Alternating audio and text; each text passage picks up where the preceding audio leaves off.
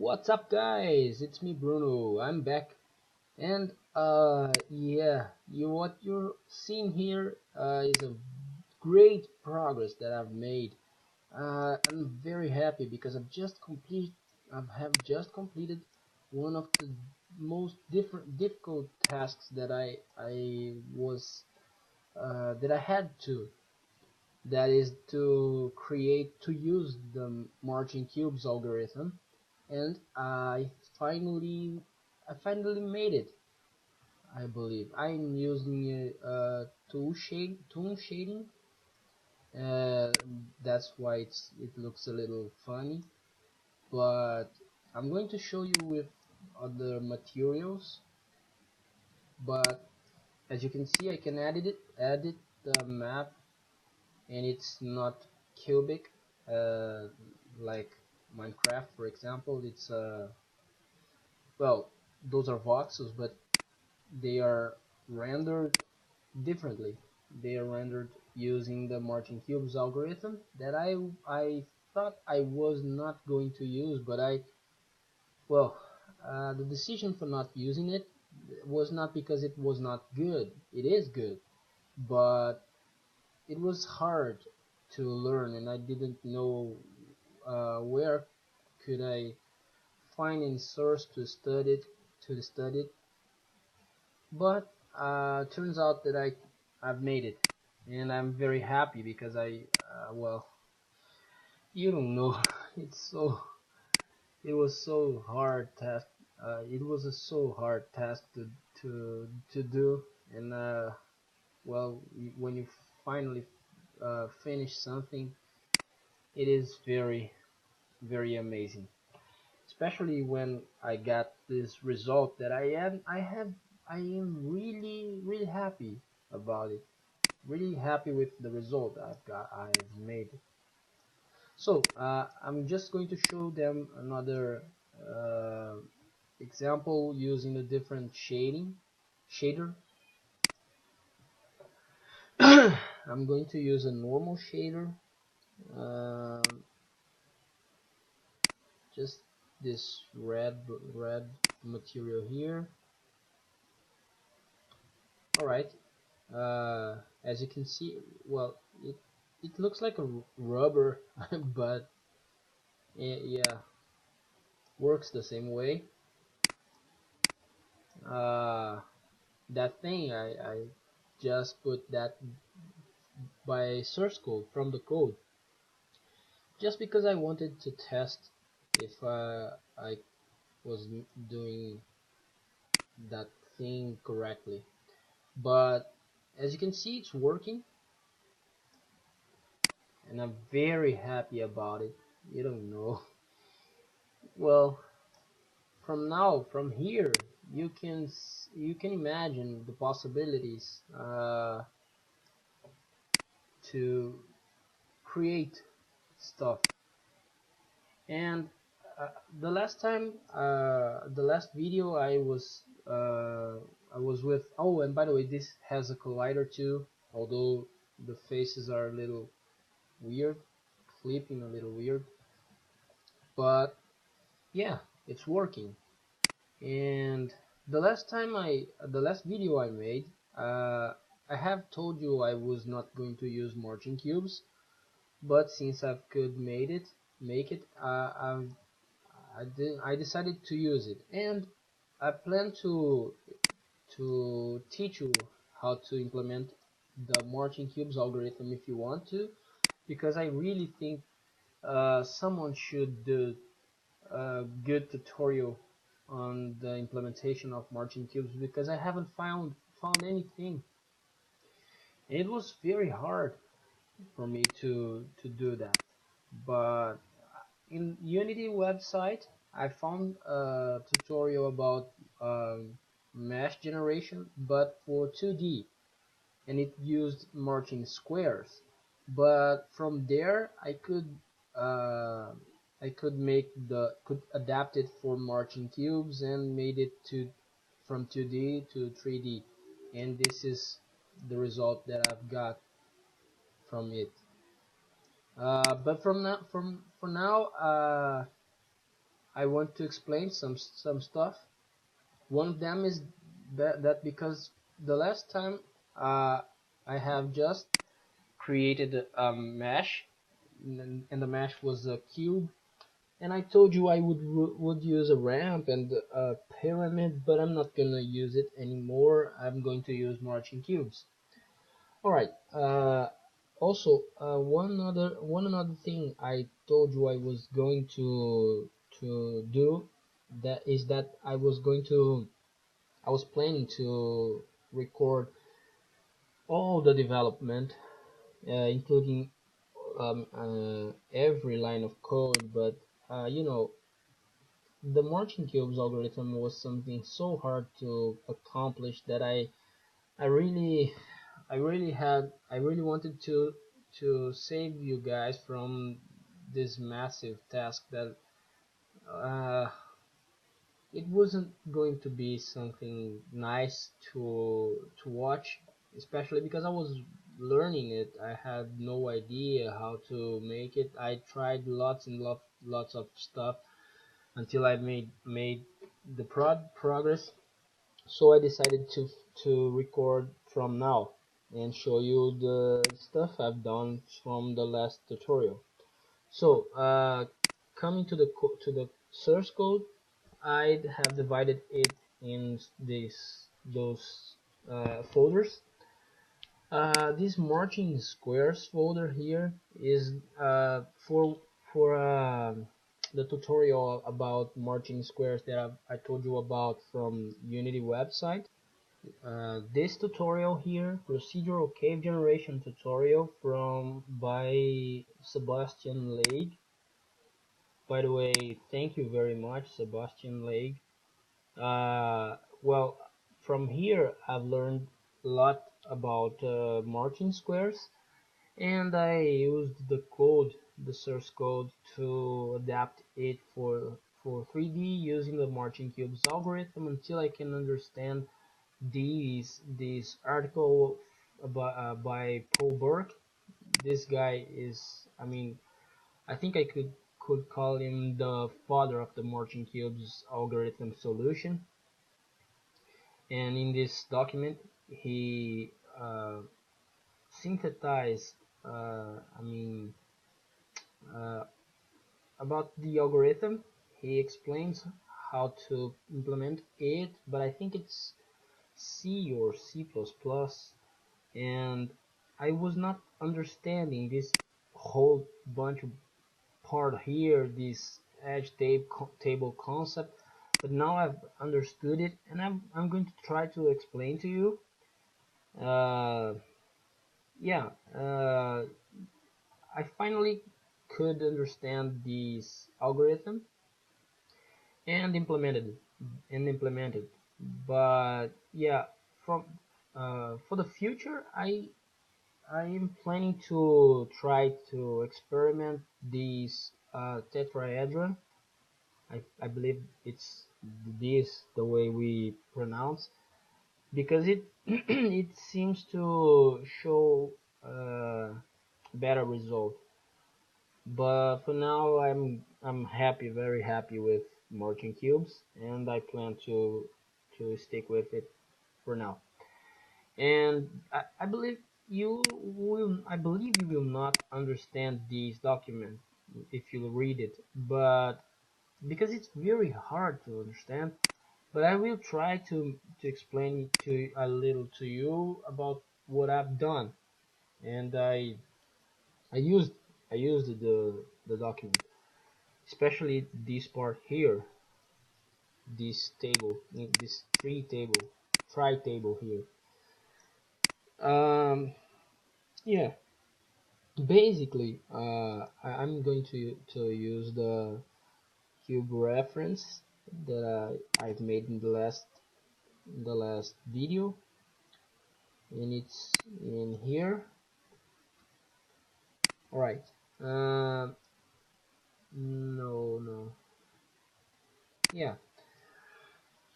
Right. By the way, I serialized. I mean, I put these tags here. The to to mark the edges, these ones, because they are really important.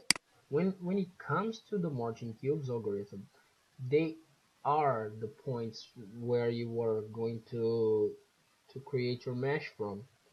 So basically, the margin cubes algorithm, it says if you have a cube with this configuration, uh, when you in here you have in red the vertices and in green the edges.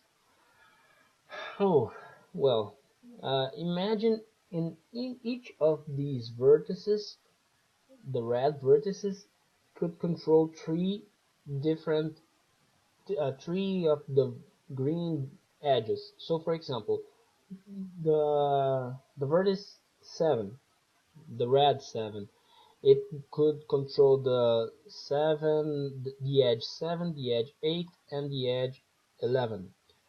And the vertex 3, the red 3, would control the green edge 3, the green edge 2, and the green edge 11. So for each voxel, you would have a cube to render a mesh. But one difficult thing to understand that is a problem that I really had to realize is that for for it doesn't mean that the voxel center is in the center of this cube, because actually the voxels, the values 0 and 1 to determine if the voxel is filled or not, they are in the corners on the vertices, not in the middle. In the middle, it's going to be the mesh and only the mesh, but the values are on the corners. So keep that in mind. Well, in my chunk class, I have now made the width, height, and length of the chunk. In the procedural cave generation tutorial from Unity website, here it uses just the width and the height, but I added the length to make it 3D. These seed stuff here are just because I literally copied and pasted the code from there and just have adapted it, but I'm not going to use them in the future. But they exist to create random uh, random elevations, on the terrain. Uh,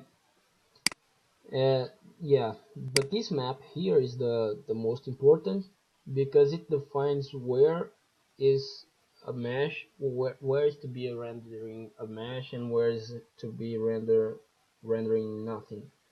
So it's like it's like, let's say the air voxel or field voxel.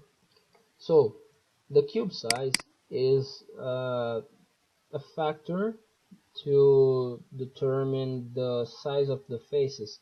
So for example, in my scene here, if I set the chunk cube size to 5, for example,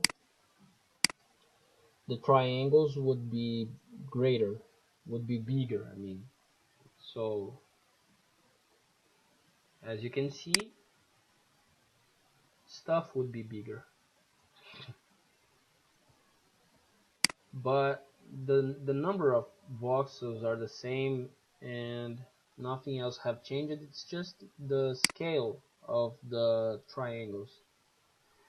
And oh, I have felt, because when we are editing the terrain, it rebuilds the mesh and if you rebuild the mesh exactly in the point you are, you will eventually fall from the edge.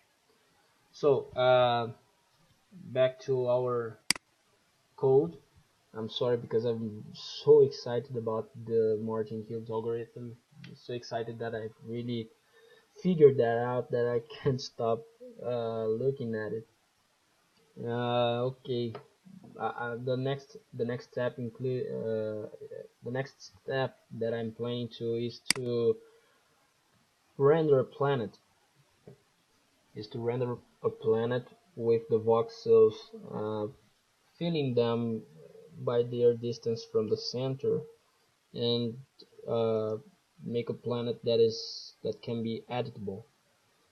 But again, the terrain in the game I'm planning is just a little piece of it. It's not the main goal of it. The main goal of my game will be the features, all of the features, the other features.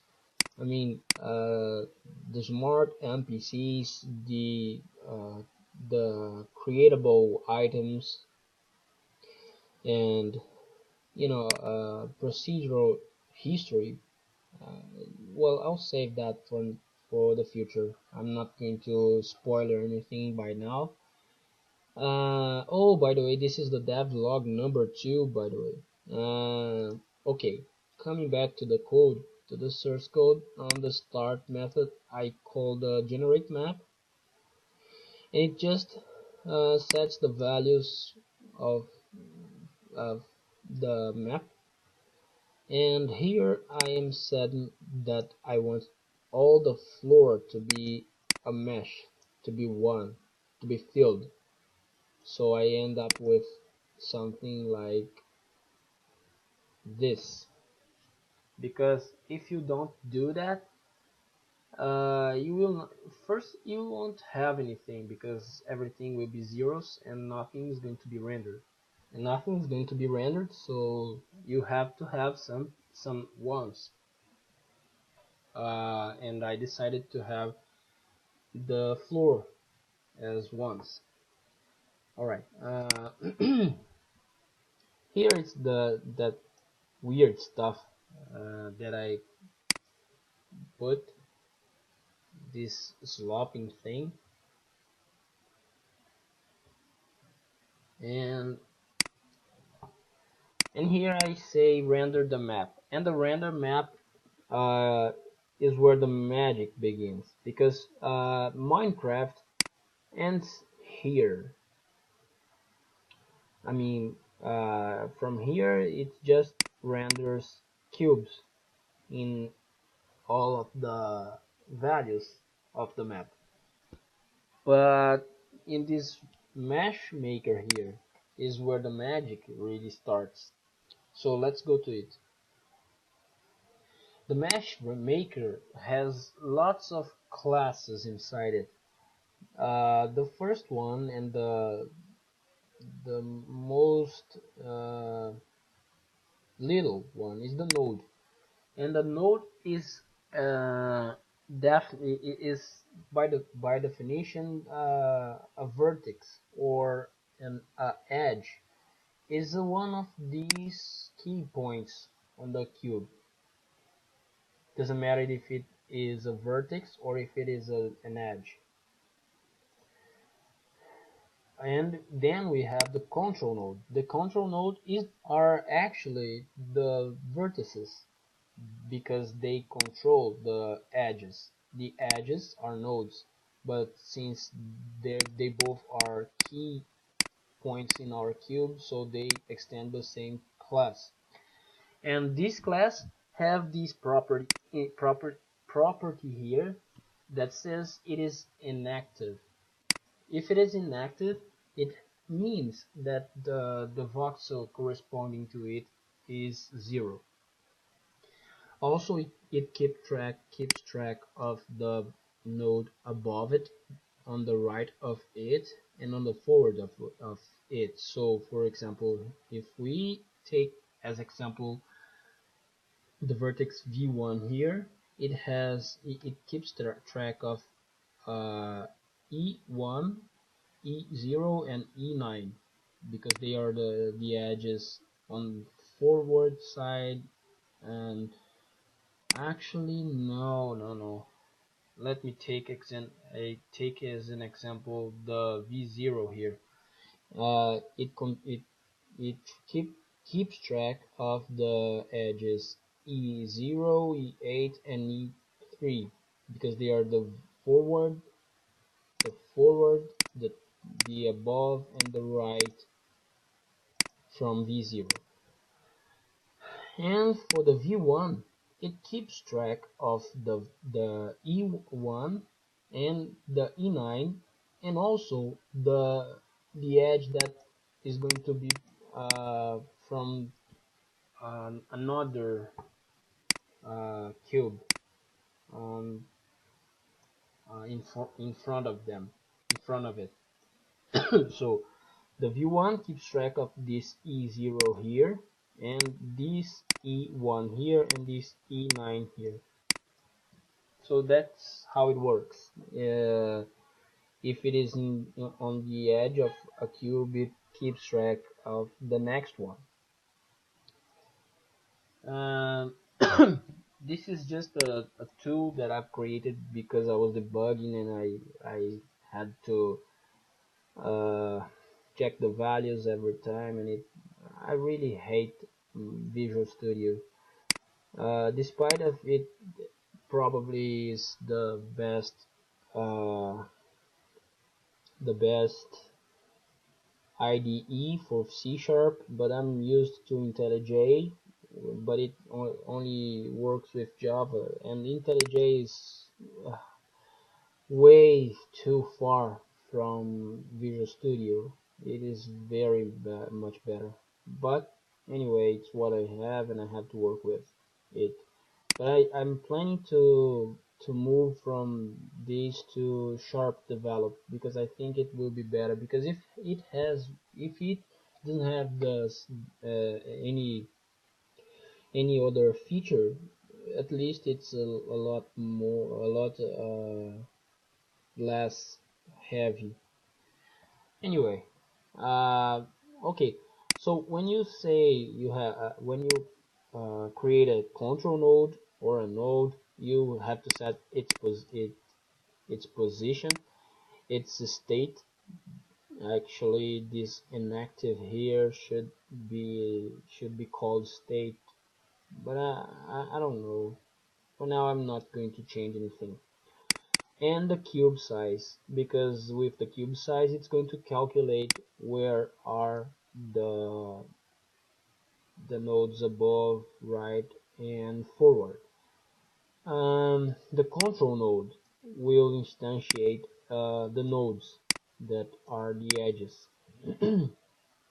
Alright, okay, then we have the cube. The cube has some control nodes that are the vertex V0, the vertex V1, the V2, V3, V4, V5, V6, and V7, and all the edges of this cube. It also has this is a reference to the chunk map. I will probably explain it later. It has a configuration. This is very important because this is what will tell which triangles to render. This box collider here is not. It was just a test. It's not going to be used. And when I am instantiating a cube, I will have to pass the control nodes, and they will decide the E0, E1, and all the edges of the cube, deciding it by this configuration here. Also, it this is this part of the algorithm here, and it will say that, well, uh, the main the main stuff about the main thing about the Polberg algorithm is that if a vertex is not active, it is below the ISO level. I'm not going to explain to you what is an ISO level because actually I haven't understand it very well. Not sufficient, not enough to explain to someone. But you can say something like this: if the vertex 0 is not active, it means it is uh, out out of the mesh. So since let's take as an example this here, the vertex tree, this red tree here, is not active, so uh, it will be isolated from the rest of the cube. So since it controls the edge 1 to the edge 2, 3, and 11, it will form a triangle here that will create a face outside, pointing from this tree to this to from the green tree to green from the green to the red tree. It will isolate the vertex tree. And if we have the vertex 3 and the vertex 2 inactive, and they have control of the edges 11, 3, 2, 10, and 1, so it will form a face that will take the 11, 10, 1, and 3, because it will isolate the 3 and the 2 from the isosurface. I mean from the content of the cube. So thinking about this, we have 16 different configurations, and these configurations are shown when you type marching cubes on Google and select image. You will find a lot of different a lot of images that actually present the same concept. So I'm going to take this one for to use as an example. So those are the 16 different configurations. So for example, let's take this one over here. Um, Here we have these vertex, these and these inactive. So to render this configuration, the marching cubes algorithm is going to create a face based on these two triangles here and this triangle here, isolating completely these three vertices from the content of the cube that is the isosurface. And yeah, but to achieve these configurations you have to sum uh, the you have to use these algorithms. This means if the vertex 0 is inactive, we add 1 to the configuration that is initially in 0. Also, if the v1 is inactive, I mean if it is active, because you see this knot here, I don't plan to explain to you why I used inactive instead of active and took this denial mark here, because it will take a lot of time, and you would have to have seen with your own eyes to understand. But basically, for each one that is active, we will sum the corresponding value. It actually same means the same as putting this instead of this. I don't know what's this, but they do the same. I don't know why to use this. This would be for Boolean or for binary numbers. And since the configurations are based on the binary number, I used them as in the example. So if the vertex 0 and the vertex 1 are active, the configuration will sum 1, then sum 2, so it's gonna be 3. And the configuration 3 will be will render these triangles here. When you see a -1, it means it's not gonna render any triangle. So the triangle here will be only the 0, 1, 9. And this 0, 1, 9 here are the edge numbers. So 0 would be this one, 1, 9. So the configuration would be this here. Okay. What else? This is important, but this is not because it's not important. Actually, it's because the way I implemented the algorithm, I replaced that for something a little more readable. And in this edge table here, I can even take this away. It doesn't make any difference. It doesn't make any difference because, yeah, because this line doesn't make any difference. That table was to define the configuration, but I'm now passing the configuration to the get triangles for case. So let's come back to our mesh maker.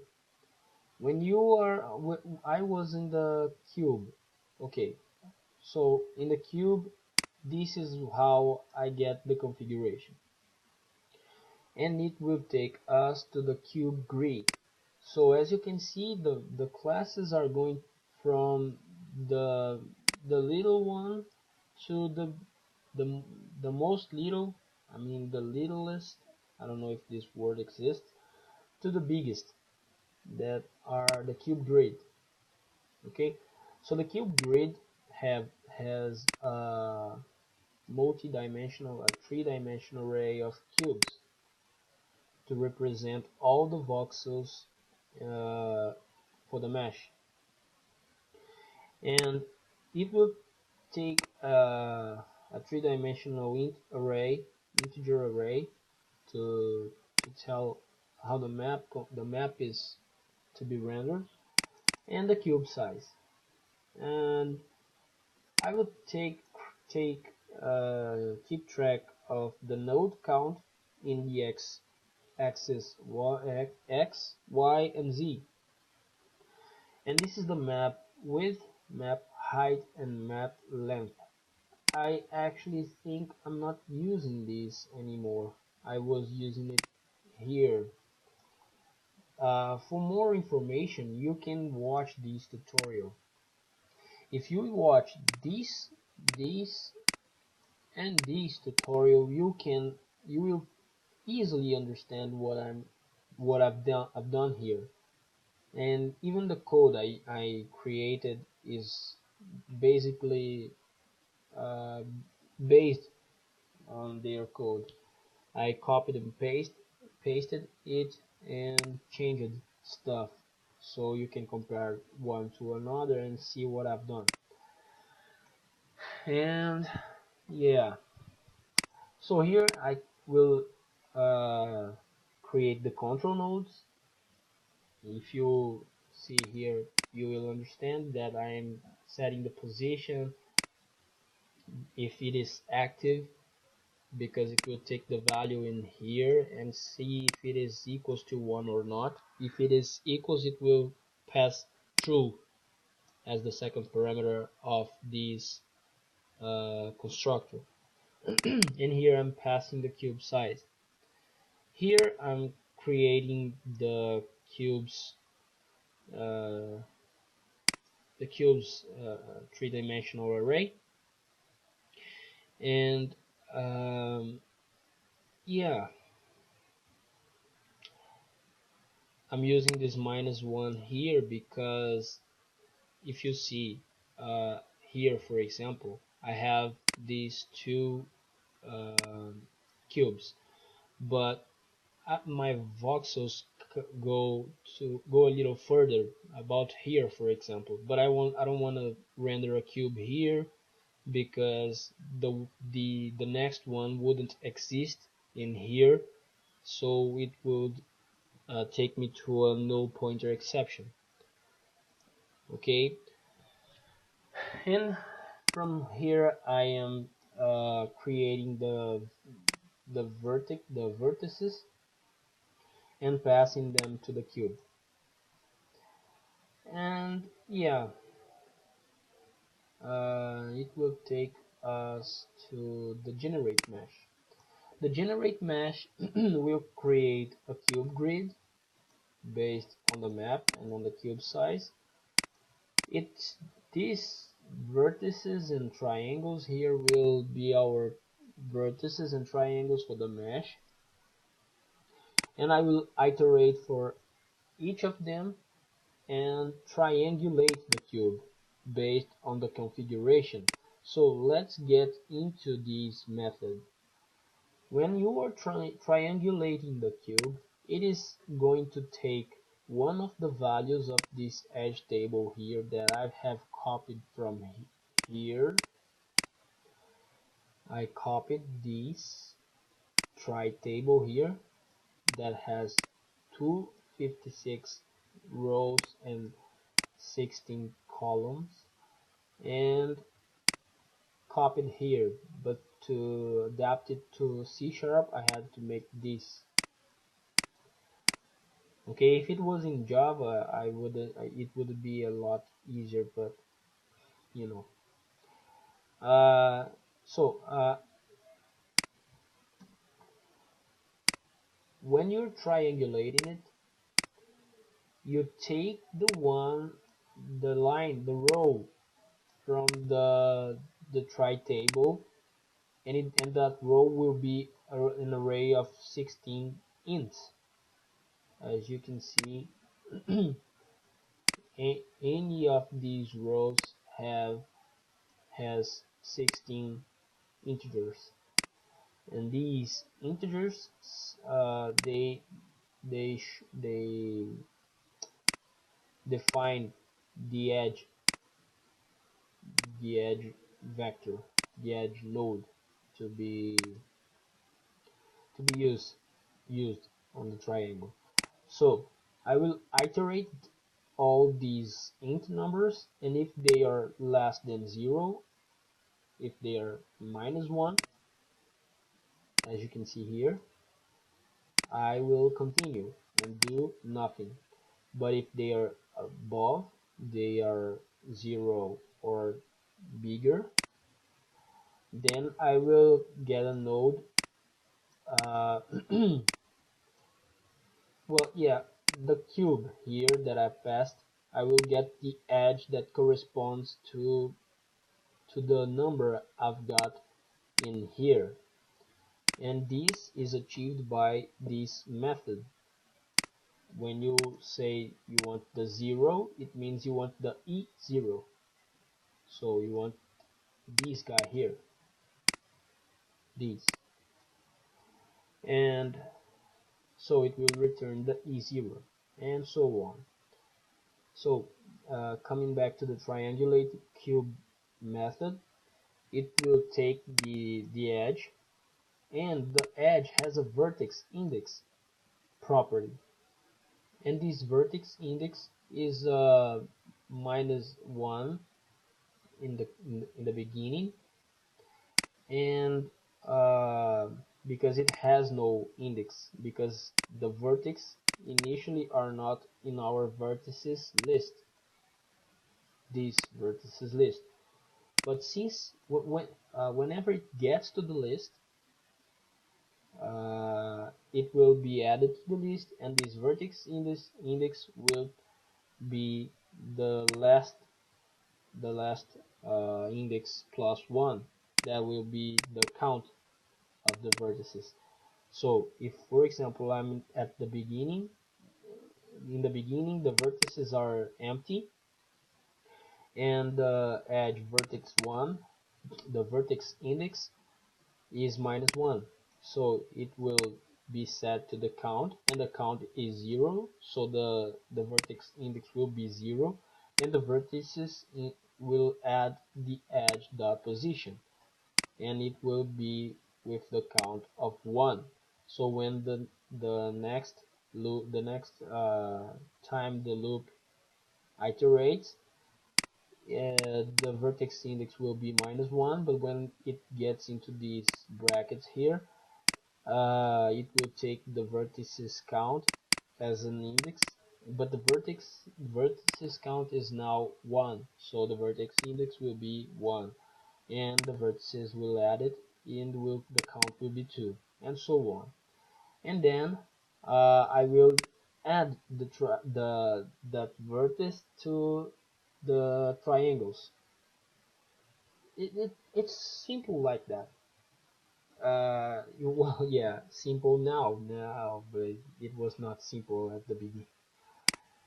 And if you see this, for example, if I take this one, what is going to happen here is that it will render this triangle here, this, then this, and it will stop here because all of the other things are -1s, and this will give us 1, 2, 3 triangles.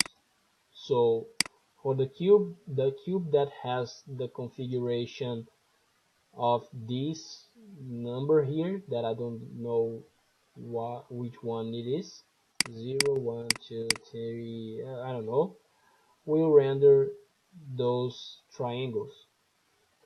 And that's where the magic happens, because these will add the triangles, and the triangles are the most important thing when it comes to mesh rendering. So this is it, basically. I'm not going to deep in dive into more details because, you know, this is just a devlog, it's not a tutorial. But if you don't understand and you want any more explanation, you can leave it in the comments, and I will try to explain it a little better in the next video. Alright, okay, what else can I tell you? Oh, about these test marching cubes here, it's just the method that make me change the value in the chunk and render it again, so that I can edit the map by clicking in it. Alright, the mesh maker, the edge table, the chunk, this I have abandoned. Okay, I'm not using it anymore. Completely unnecessary. Well, not completely unnecessary, because if you notice, I was about to understand the marching cubes, because I was in the right way, but I didn't know, I didn't realize it, and I was planning to create something a lot less organic, a lot more like Minecraft. But since I could perform the marching cubes, then I'm going to use it, and so this mesh base is not going to work for nothing by now. This would be the equivalent to the mesh maker now. I I've done this testing marching cubes, test marching cubes, and test mesh generation. This is something for the last video, and I'm not using it any longer. Didn't do anything on my extension methods, and yeah, okay, this is it. I hope you have liked it. I'm going to experience something a little more because I'm very happy about it. You know, it's so great to finally get to it because it took me hours and hours because it was very difficult to realize, oh, I'm falling again. All right, not a problem. uh, yeah, I really enjoyed this toon shading here, and I think I'm going to use it. So if you don't like this toon shader, you can tell me because I can use different stuff. Let me test this one here. Um, chunk. Let me see. Mm, yeah, not so beautiful.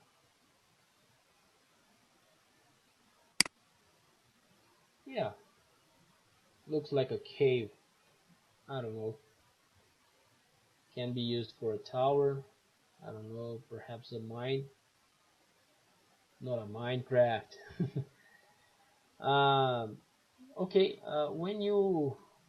When I come to the third video, I am going to tell you guys about the future of the project, where I am planning to go to from here, the stuff I'm going to create from now, and yeah, I really would like you to help me with, I don't know, I'm going to create a Patreon page because it's being very difficult for me to keep working on the project, and I have to pay my bills, and you know in the future I hope some artists will join me in this project, but for now I think I will not have any help. So I hope you understand that I will take it in the step that I can, the velocity that I can, because it's really difficult to make it by yourself, especially when you have to work and you have your stuff to do. Uh, I hope you can participate telling me what you want me to create, but I am just going to give you a little tip of what I'm planning to do, and it is I am planning to